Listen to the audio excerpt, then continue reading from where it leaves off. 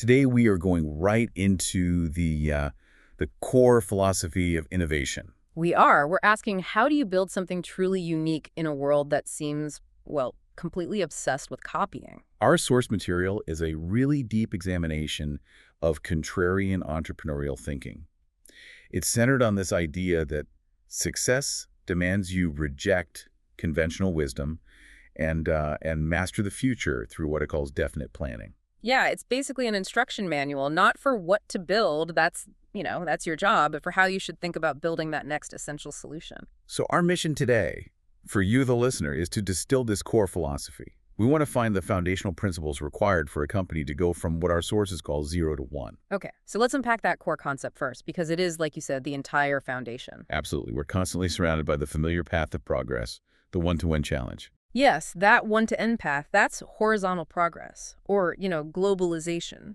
Globalization, so taking something that already works. Exactly. Taking, say, a manufacturing process or a business model in Silicon Valley, and then just building 100 copies of it all across the globe. So it's copying, replicating, repeating. It is. It's safe, it's understandable, and it's familiar. We know how to do it. But the act of true creation, the real breakthrough, that's going from 0 to 1. It's a singular, intensive act. It generates radical new value. It's fresh and, well, it's strange precisely because you're creating a new line of technology or a whole new business category where nothing existed before. It's a difference between writing a sequel and writing an original story. That's a great way to put it. The sources make a big point of this. The next Bill Gates won't build an operating system, and the next Mark Zuckerberg won't build a social network. Right, because if you're just copying them, even if you build a successful business, you haven't truly learned the lesson of how to create. You've just learned how to imitate. And we have to define technology really broadly here. It's not just about microchips and code. Okay, so what is it then? Technology, for the purposes of this discussion, is defined as any new and better way of doing things. Any new and better way. So that could be a new battery chemistry. Or a novel organizational structure, or a better piece of software. It doesn't matter. The point is, it's miraculous because it allows us to do more with less. It fundamentally ratchets up our capabilities without, destroying the planet in the process. So if that's the goal, 0 to 1, how do you even start? How do you think differently enough to even get there? You begin by applying a critical initial filter. The source calls it the contrarian question. And I find this question to be, the most demanding intellectual hurdle of the entire process. It is. The question is, what important truth do very few people agree with you on? It sounds so simple. It's deceptively difficult. It forces a unique kind of thinking. And it's hard for two reasons. One is intellectual, the other psychological. Okay, so what's the intellectual challenge? Intellectually, you have to challenge agreed upon knowledge. The kind of stuff you learn in school, the common wisdom that's shared in boardrooms. That's hard enough. But I think the psychological barrier is way more interesting. It is. Because to answer correctly, you have to say something unpopular. Something that might sound a little crazy. Exactly. It requires genuine courage, which the source suggests is an even shorter supply than genius. You have to be willing to stand alone. Most of the bad answers to this question just take one side in a familiar debate. Like, arguing whether the new iPhone color is better or worse than the old one. Right. That's not a secret. A good answer takes the form. Most people believe in X, but the truth is the opposite of X. And these good answers, they're as close as we can come to looking into the future. Because they reveal secrets hidden in plain sight, opportunities the rest of the world has just dismissed or completely overlooked. So this brings us back to those two modes of progress we mentioned at the start, horizontal and vertical. Horizontal progress, or globalization, that's 1 to N, it's about spreading existing systems. You see this everywhere. Like the rapid construction of skyscrapers in Asia using blueprints developed somewhere else. Or the spread of franchising models, yeah. Vertical progress or technology, that's 0 to 1. That's about creating new systems. And that's the only real path forward. It is. And here is the core contrarian truth that addresses our initial question. Most people believe the future will be defined by globalization, more commerce, more connectivity, more integration. But the truth is? The truth is that technology matters more. So why?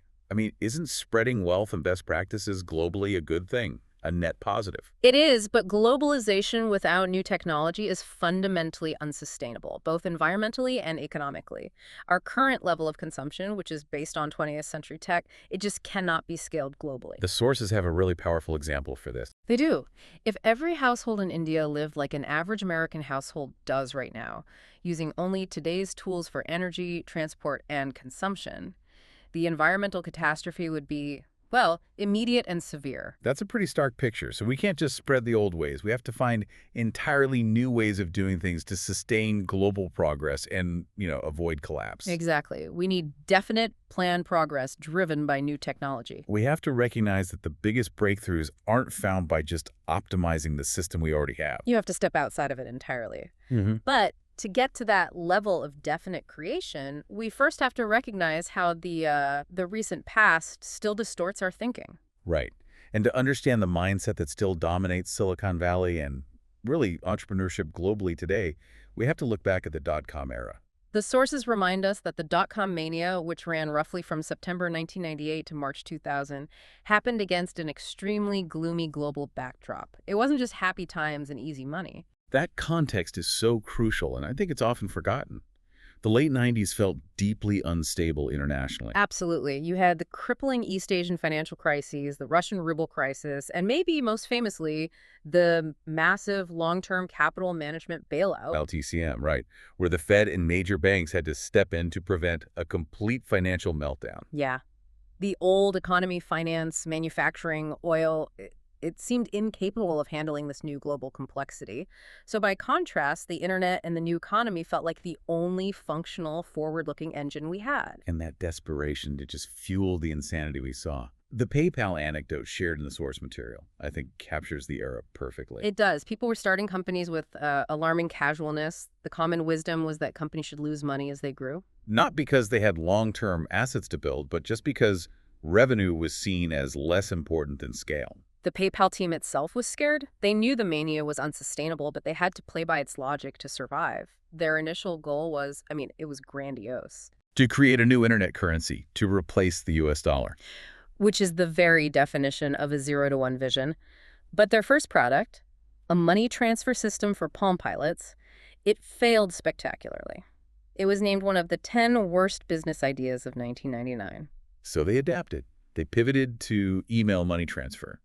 But they knew they needed critical mass, something like 1 million users, and they needed it fast before the whole boom ended. And advertising was ineffective because they needed exponential growth, so they resorted to basically paying people. Giving new customers $10 for joining and 10 more for every referral. That strategy was explicitly unsustainable, but they saw the exponential cost as necessary. They had a clear path to profitability if they could reach the scale needed to start collecting transaction fees and, dominate a market. And they raised $100 million in March 2000, right before the bubble popped. That financing round, which valued them at $500 million, was the lifeline. It bought them the time they needed to actually execute a definite plan. Okay, so then the bubble bursts. The NASDAQ bottoms out in 2002, and the whole narrative just flips. Instantly. The era of technological optimism was relabeled as crazed greed and hubris. And out of that crash came a set of 4 dominant dogmas conventional wisdom that still guides business plans and VCs today, but which the source material just fundamentally challenges. And these 4 dogmas are still preached everywhere. Let's go through them. Number 1, make incremental advances. Grand 0-to-1 visions are seen as dangerous. Humility and small, safe steps are preferred. Number 2, stay lean and flexible. Planning is arrogant. Entrepreneurship should be agnostic experimentation. Just iterate until you find something that sticks. Third, improve on the competition. Start with existing customers by making a slight improvement to a product they already recognize. And fourth, focus on product, not sales. The idea that if your product is good, growth should just be viral, which makes expensive advertising and sales efforts seem wasteful. But the sources argue that the opposite principles are far more correct for building unique, enduring value. These are the anti-dogmas. Okay, let's flip these on their head. What's the first anti-dogma? The first one is that it is better to risk boldness than triviality. Second. A bad plan is better than no plan. Okay, wait, let me stop you on that one. A bad plan is better than no plan. That seems dangerously simplistic. especially given the spectacular failures of 2000, which were all rooted in terrible, ambitious plans. It's the core paradox. So how do we distinguish a bad plan from just total delusion? Are you saying just sticking to any plan is more important than the quality of the plan itself? It's not that the plan needs to be correct from day one. It's that the act of definite planning itself creates focus and energy. I see. Indefinite entrepreneurs, the ones who follow that lean and flexible dogma, they're constantly iterating, spinning their wheels, and chasing short-term metrics without any long-term goal. So even a bad plan gives you a specific target to work toward. And a specific path to change later. A lack of a plan means you're just waiting for chance to strike or you're optimizing something trivial. The definiteness of purpose is the critical ingredient. Okay, that makes sense. What's the third anti-dogma? Competitive markets destroy profits. And the fourth? Sales matters just as much as product. So that third one, competitive markets destroy profits, that forces us to rethink the goal entirely. The ultimate business question is, what valuable company is nobody building? And crucially, a company must not only create value for the world, but also capture some of that value for itself. This is where the economic model becomes so important. It's everything. Think about U.S. airline companies. They serve millions of passengers every day. They create hundreds of billions of dollars in value for the economy by connecting people and goods. But they make almost no money. Exactly. Due to brutal competition, they capture these tiny profit margins. In 2012, it averaged 37 cents per passenger trip. 37 cents. They created immense value, but captured almost none of it. Now you compare that to a company like Google. Right. Google creates less total gross value than the entire airline industry combined, but because it operates in a market where it faces very little direct competition, it captures far more of that value. So in 2012, Google brought in about $50 billion and kept 21% of that as profit. That's over 100 times the airline industry's margin that year. And that's why Google, at the time, was worth 3 times more than every U.S. airline combined. So the sources simplify this down to two economic models. Perfect competition and monopoly. In perfect competition, every firm is undifferentiated. They're selling homogeneous products like airline seats or commodities, which forces them to sell at the market price. And any sign of profit is just instantly met by new companies jumping in. Pushing the price down until long-run economic profit hits zero. This is the definition of stasis. It eliminates the financial incentive for any breakthrough innovation. The opposite is what the source calls a creative monopoly. A company so good at what it does that no other firm can offer a close substitute. They own their market, they set their own price, and they can capture the value they create. So the fundamental insight here is that capitalism and competition are opposites. Yes, competition eliminates profit and holds back progress, while the promise of those monopoly profits provides the massive financial incentive you need to take the risk and drive progress from 0 to 1. But there's a problem, right? No one wants to admit they're a monopolist. And no one wants to admit they're stuck in perfect competition. This leads to what the source calls the monopoly lies and the competitive lies. Okay, let's start with the monopolists. They lie to protect themselves from, what, regulatory scrutiny? Exactly. They exaggerate their competition by defining their market so broadly that they look like a small player. So Google, for instance, might argue to regulators that it's a small player in the vast global advertising market. A market worth, say, $495 billion globally, where its share is only about 3.4%. But if you define the market as U.S. desktop search, a very specific, valuable niche, then Google's share is dominant. It's closer to 68%. By framing itself as this diverse tech company involved in mobile phones, self-driving cars, and search the union of all these large competitive markets, Google legally disguises its core search engine monopoly. which is its profit engine. It is. And non-monopolists tell the opposite lie. They exaggerate their distinction by defining their market way too narrowly. The source gives the example of starting a small, specialty British restaurant in Palo Alto. And claiming no one else is doing traditional British food, so you think you'll own that market. That narrow definition, British food, intersecting with restaurant, intersecting with Palo Alto, it's pure self-deception. Because the relevant market is the entire restaurant and food service market in that area, which is highly competitive. Every single place selling food is your competition. If you lose sight of that, you will be squeezed into zero profit and you will fail. You mentioned the cost of competition, and it goes beyond just a lack of profits. It can push businesses toward, well, ruthlessness or death. The source uses the intense pressure on Michelin-starred chefs, like Bernard Loiseau, who committed suicide after a competing dining guide downgraded his rating. While that's a tragic outlier, the principle holds. But isn't most competition beneficial for the customer? Doesn't it force better products? That's the conventional view, and for existing markets, it's true to an extent. But for the entrepreneur trying to get from 0 to 1, competition is a trap. The source uses a Shakespearean model for this, right? Romeo and Juliet. Yeah, as a better guide to rivalry than war metaphors. The combatants, the Montagues and Capulets, they look more or less alike, and they become so obsessed with destroying the other that they lose sight of why they even started fighting. Or what's in their own best interest. Exactly. The Microsoft versus Google rivalry is a perfect corporate analogy. They wasted years and billions of dollars battling each other. Windows versus Chrome OS, Bing versus Google Search. And that allowed Apple, a third party, to just dominate the mobile and hardware space. Because Apple was focused on creation, not competition. And you see that copycat frenzy, like with the mobile credit card readers after Square launched its little white device. All these companies fighting fiercely over a tiny difference. So if you spend all your energy on combat, you stop inventing. The lesson is clear. If you can recognize competition as a destructive force, you're already ahead of the curve. The goal is to build a business so good, it earns a creative monopoly by solving a unique problem.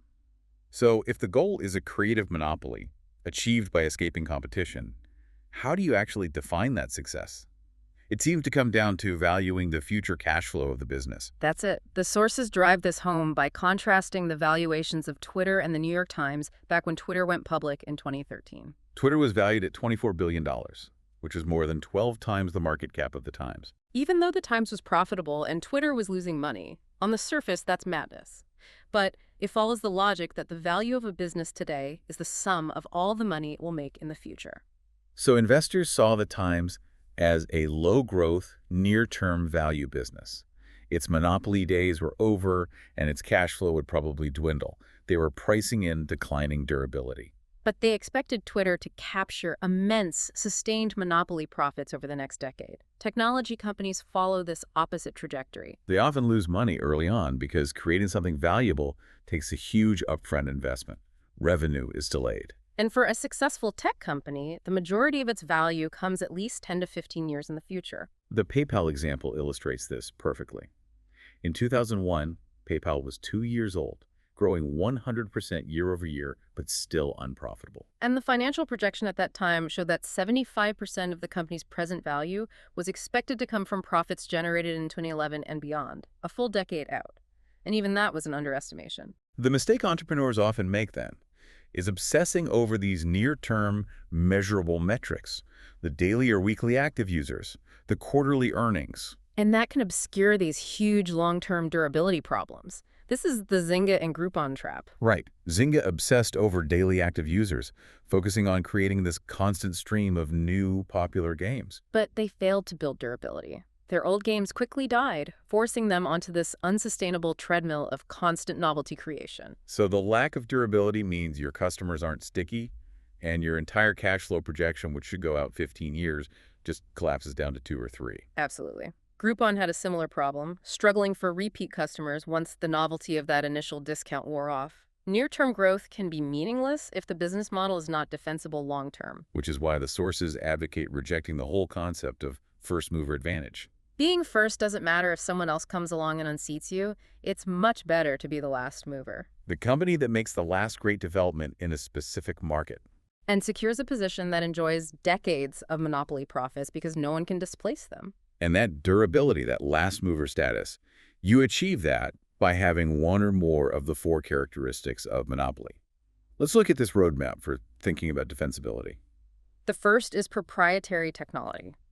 For a technical advantage to be meaningful, it has to be demonstrably superior, at least 10 times better than the closest substitute. 10 times better. Why is that the magic number? Because anything less, a 20% improvement or even a 2x improvement, is just a marginal gain. If a competitor offers something that's only marginally better, most customers won't bother switching because of the inertia of trust, the cost of migration, all the general hassle. So the product has to overcome all that customer inertia. Exactly. You can achieve 10x by inventing something entirely new or by radically improving an existing solution.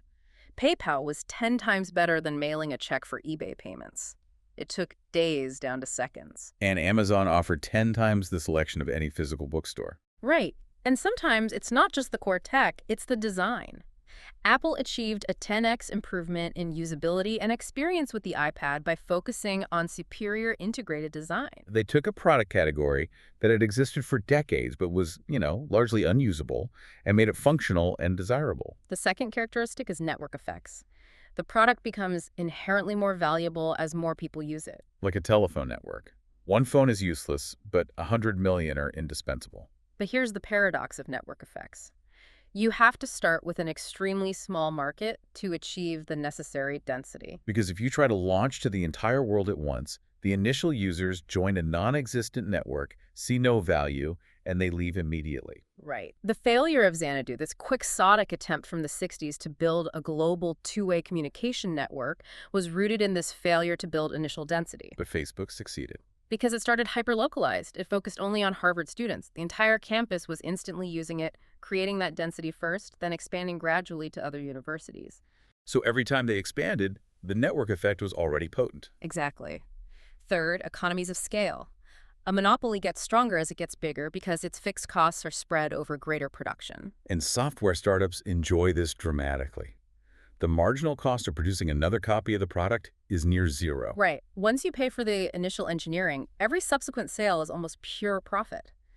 Contrast that with a service business, like a yoga studio or a law firm. If a yoga studio wants to serve twice as many customers, they have to hire more instructors, rent more space, pay higher utility bills. The margin benefits are limited. It keeps competition alive and margins low no matter the scale. A good startup has to have great scale potential built into its design from day one. Finally, branding.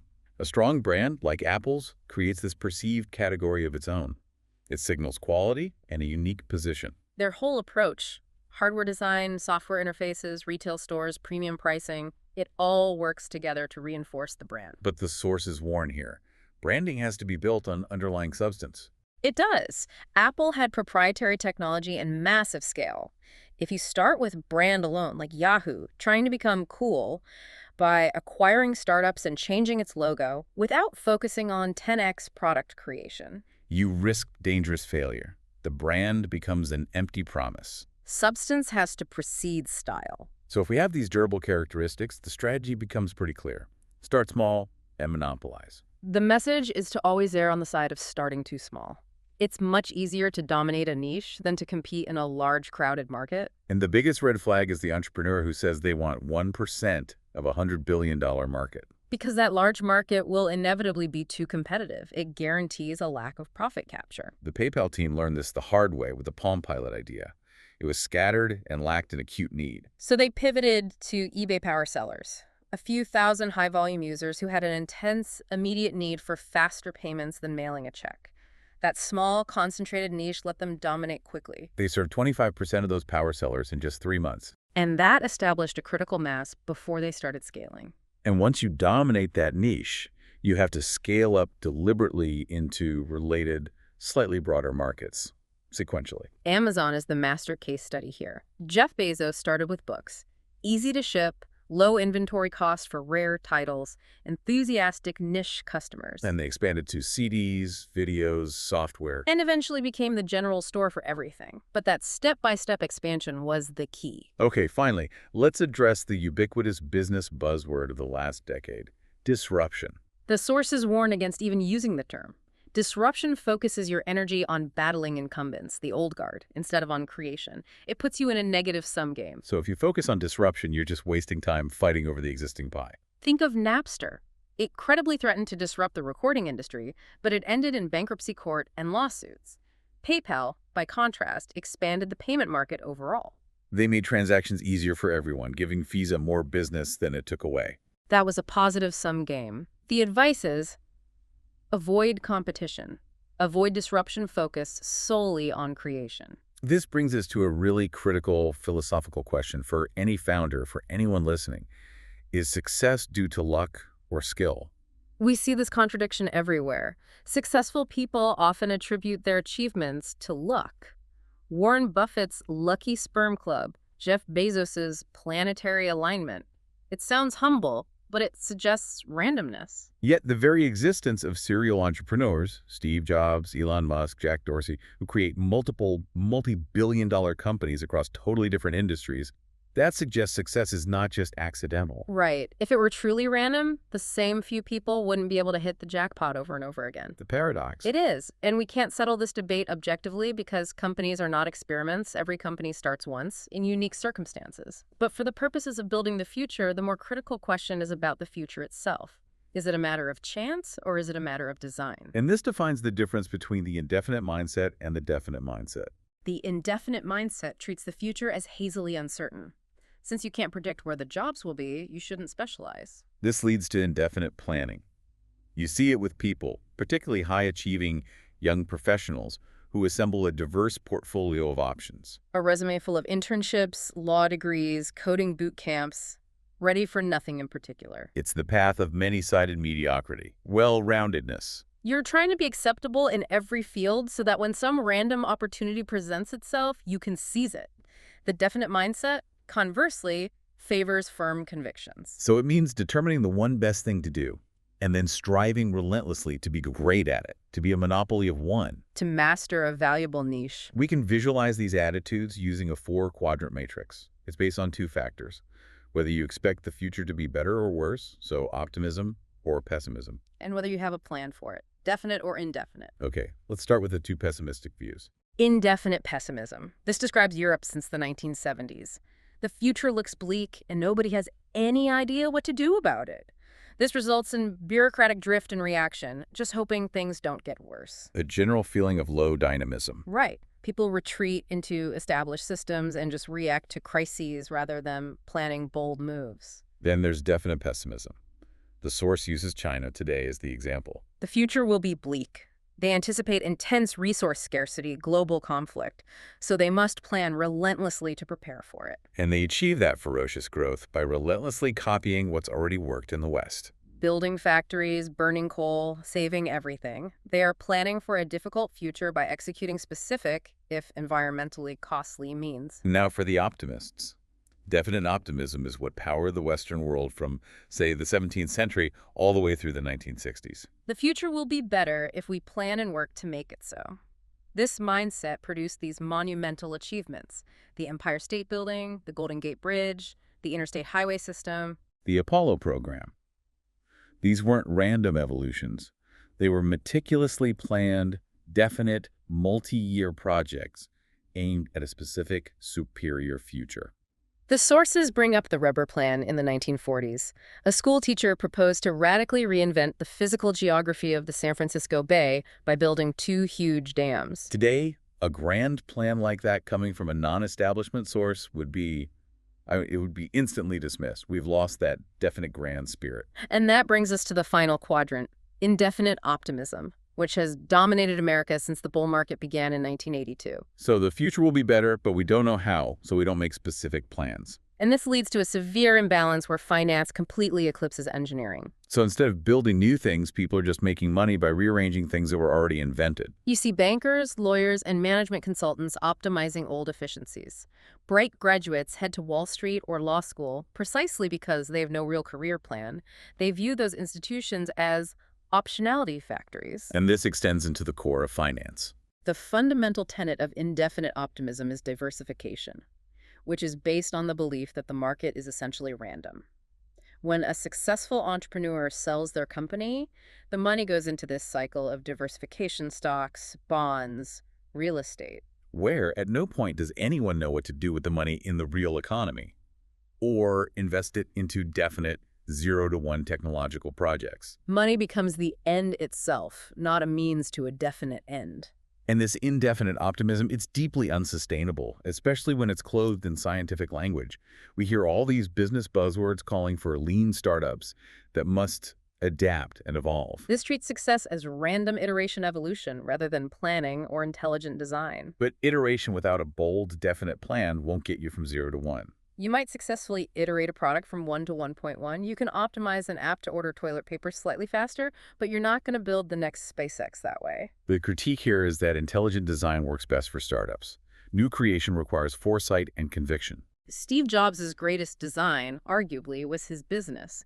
He executed definite multi-year plans, famously setting out the trajectory for the iPod years in advance when analysts just dismissed it as a simple MP3 player. That long-term planning in a world that sees the future as random is why Apple's immense value was built years later. This philosophical discussion leads us directly to the mathematical underpinning of unique value creation, which is the power law.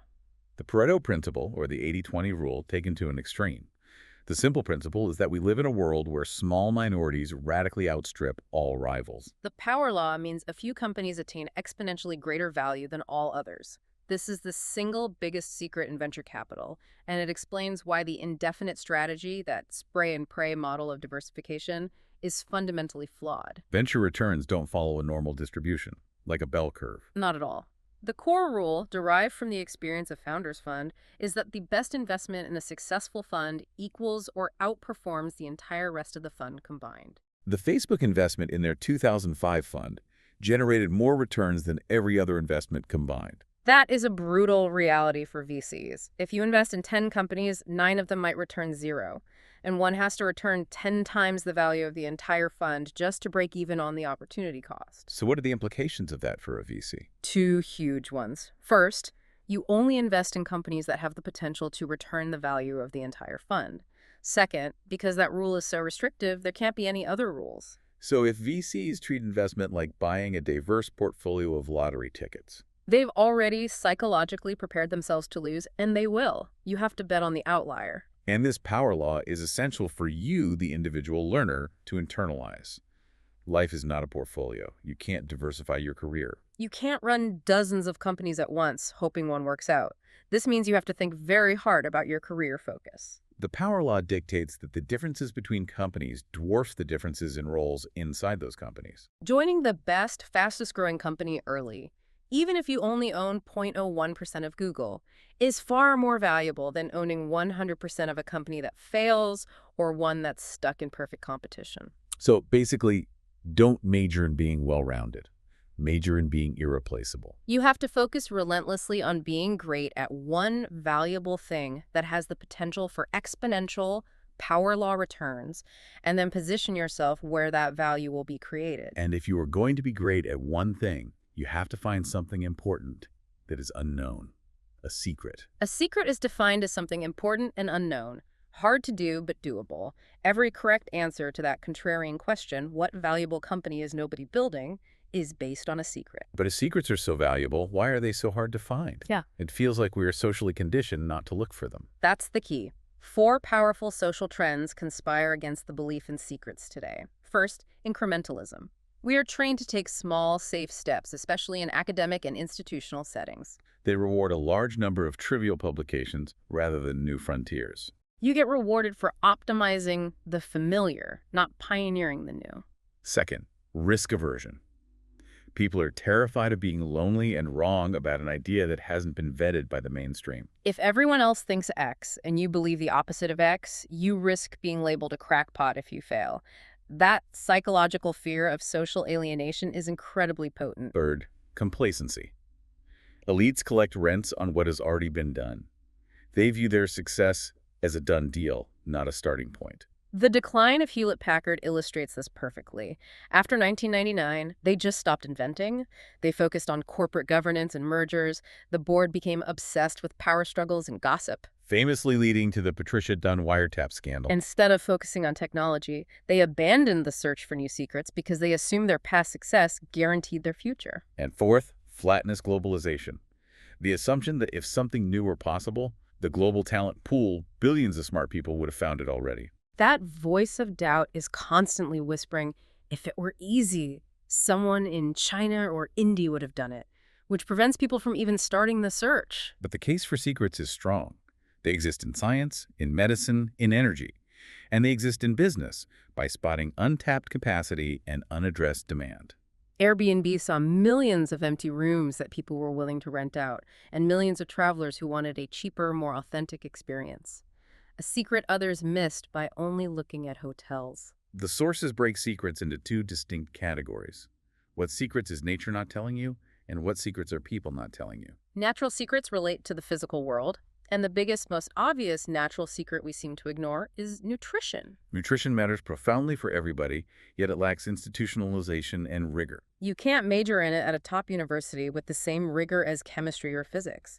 The history of the food pyramid, often influenced more by lobbying than by science, shows how little institutional rigor the field has. So we know more about the physics of faraway stars than we know about human nutrition. It's a glaring opportunity for a 0-to-1 breakthrough. And secrets about people. These are things they hide or don't know about themselves. This often relates to the social structures around them, like the monopoly competition paradox, which people publicly deny but privately exploit. The key is finding the space where people aren't allowed to talk about things. And what do you do with a secret? You don't tell everyone. The golden mean for handling a secret is a conspiracy to change the world.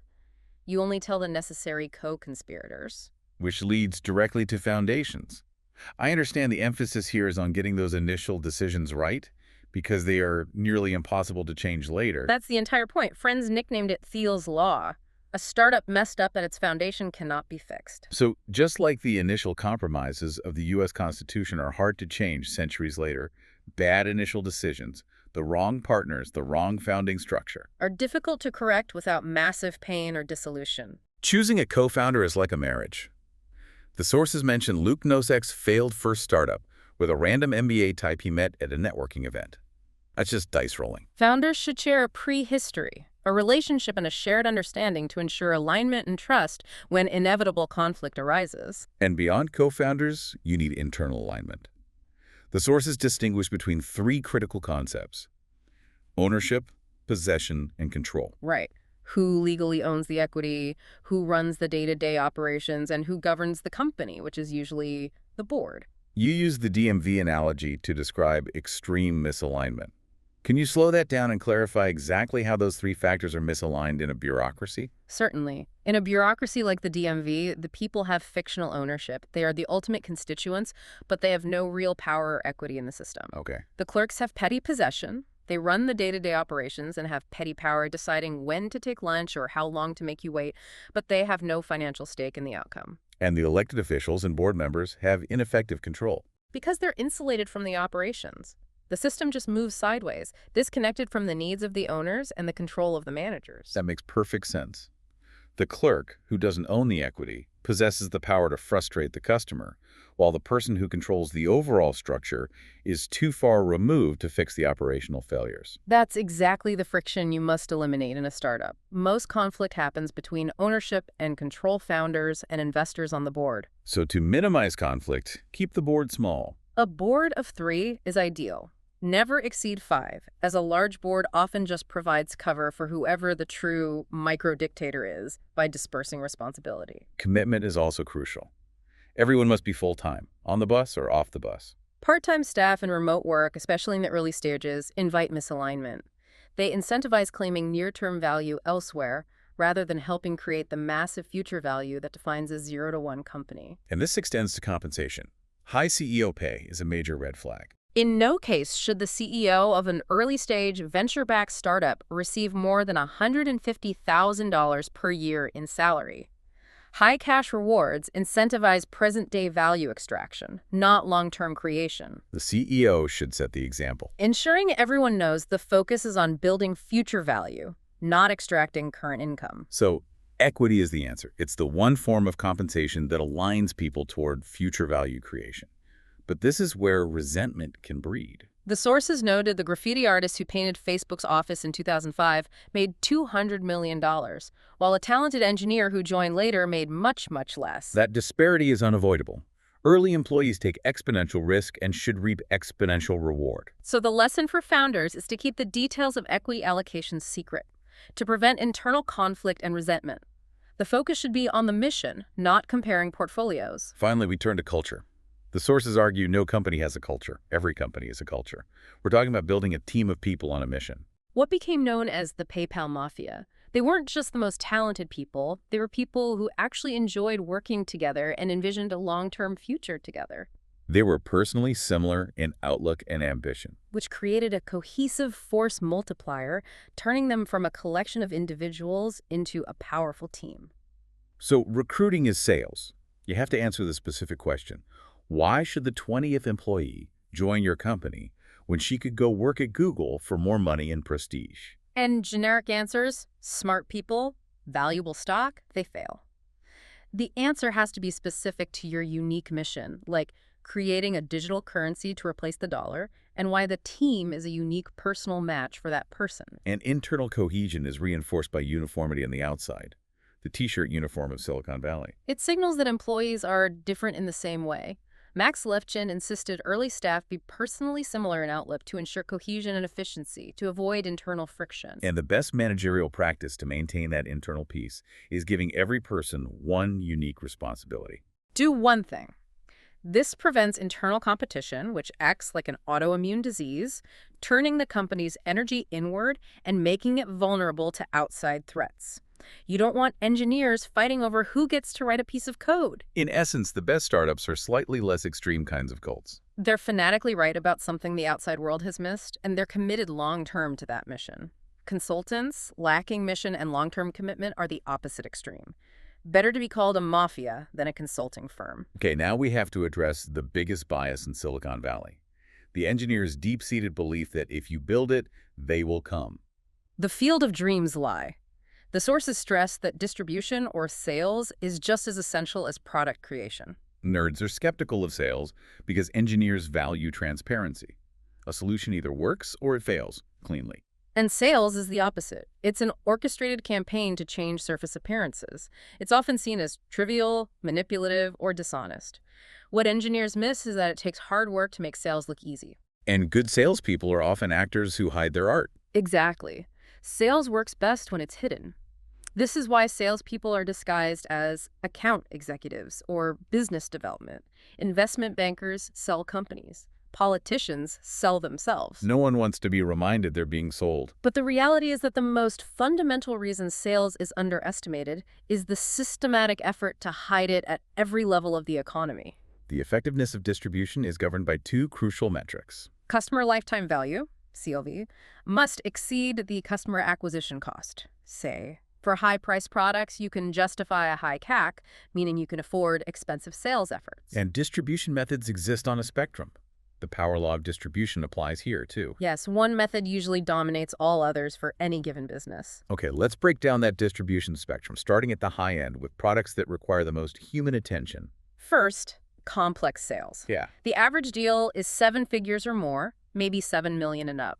It requires close personal attention over months or years. And this works best when the CEO is the salesman. Because the price point dictates that buyers need to speak to the person in charge. Think of Elon Musk personally winning billion-dollar NASA contracts for SpaceX. He focuses time on the most crucial people to overcome political inertia. Or Alex Karp, CEO of Palantir.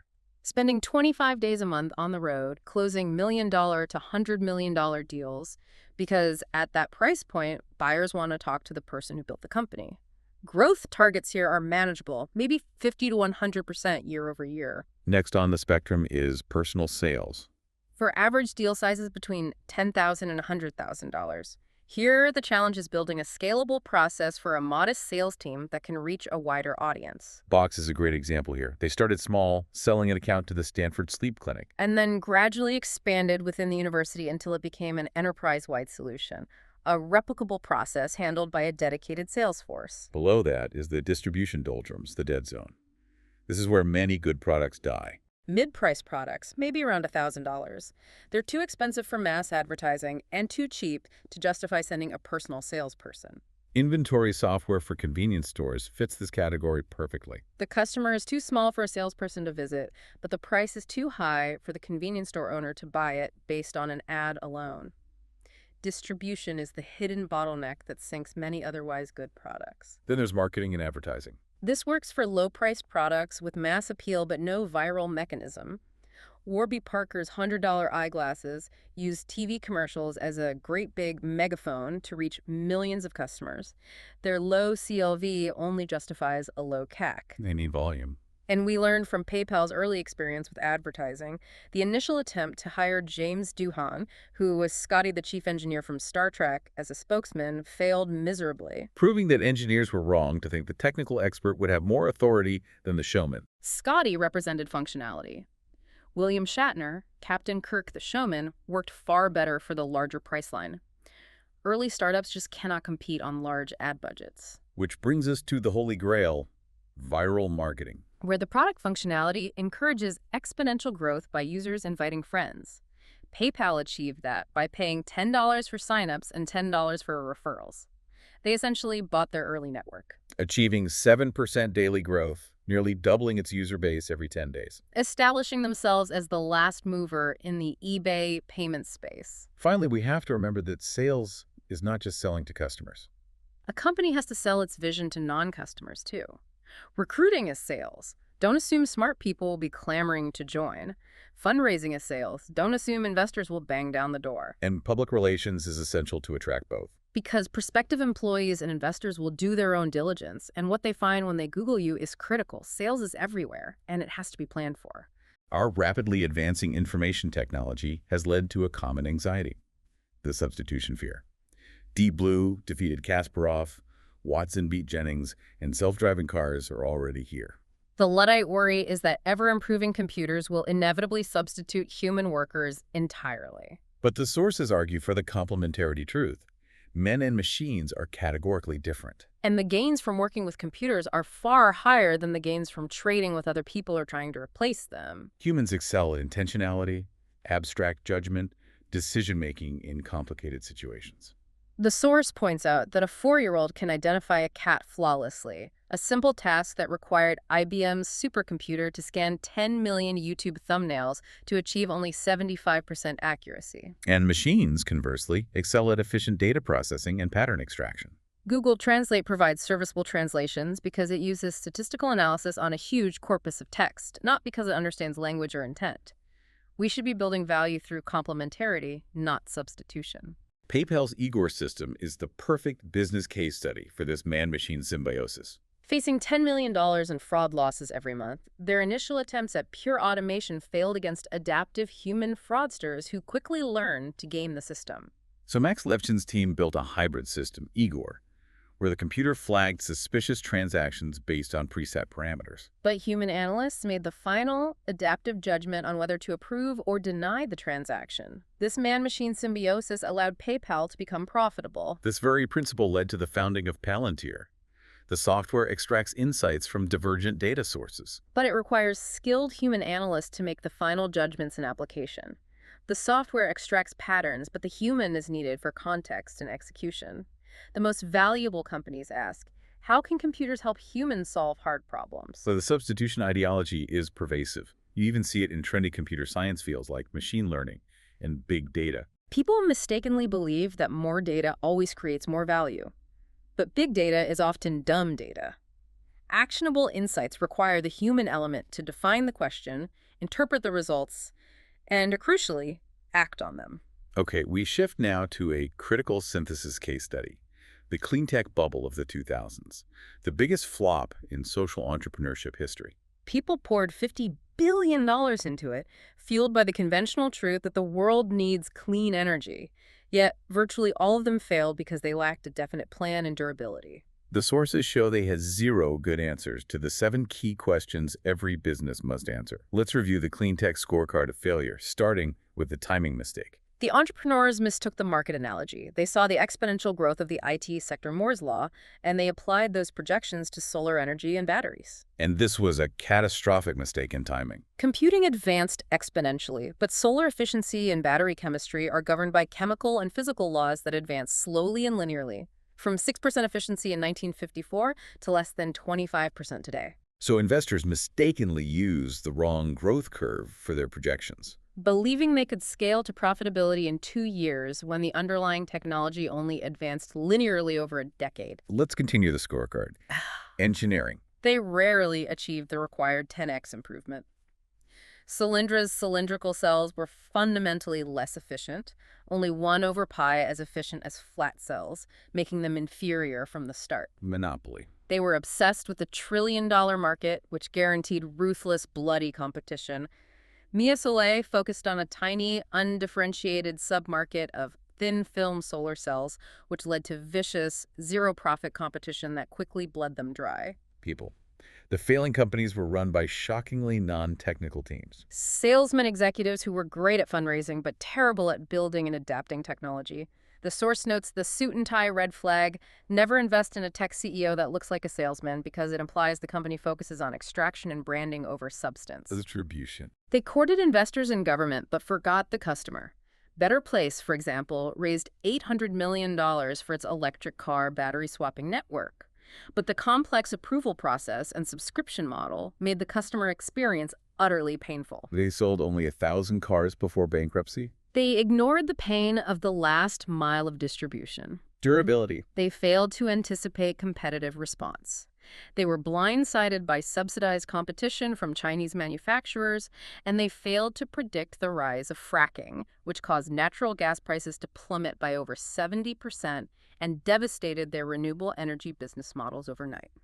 And finally, secrets. They were built on a conventional truth: the world needs clean energy, rather than a specific overlooked opportunity. The myth of doing well by doing good led to hundreds of undifferentiated products competing in a race to the bottom. Okay, now let's look at the success story. Tesla, which got 7 for 7 correct.